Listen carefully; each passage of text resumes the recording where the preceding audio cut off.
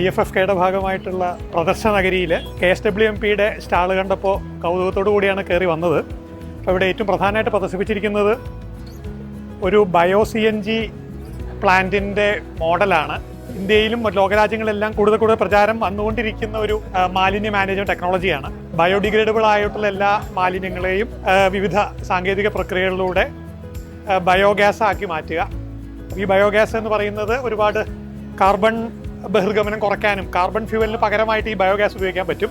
അപ്പോൾ ആ അർത്ഥത്തിലും വേസ്റ്റ് മാനേജ്മെൻറ്റ് മാത്രമല്ല, ഒരു കാർബൺ കൺട്രോൾ കൂടിയാണ് BioCNG. അപ്പോൾ ഇത് ചങ്ങനാശ്ശേരിയിൽ BioCNGയുടെ ഒരു പ്ലാന്റ് KSWMPയുടെ ആഭിമുഖ്യത്തിൽ വരുന്നുവെന്ന് അറിയുന്നു. സംസ്ഥാന സർക്കാരിൻ്റെ തന്നെ വലിയൊരു നേട്ടമായിട്ട് തന്നെ പറയാവുന്നതാണെന്നും കൂടിയാണ്.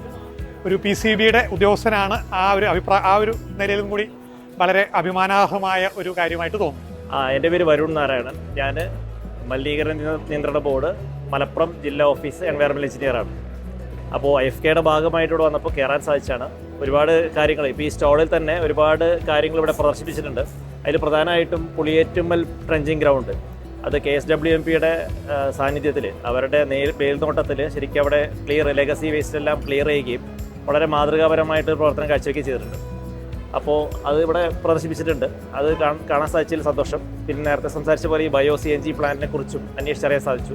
ഒരുപാട് കാര്യങ്ങൾ KSWMP ചെയ്യുന്നുണ്ട്. അപ്പോൾ PCBയുടെ ഭാഗത്ത് നിന്നിട്ട് നമ്മളും പല കമ്മിറ്റികളിലൊക്കെ ഭാഗമാണ്. ഇതുമായിട്ട് ബന്ധപ്പെട്ട് കാര്യങ്ങളിലൊക്കെ ഇടപെടാറുണ്ട്. അപ്പോൾ ഈ ഒരു സ്റ്റോളും അവരുടെ പ്രവർത്തനങ്ങളൊക്കെ കാണാൻ സാധിച്ചതിൽ സന്തോഷം.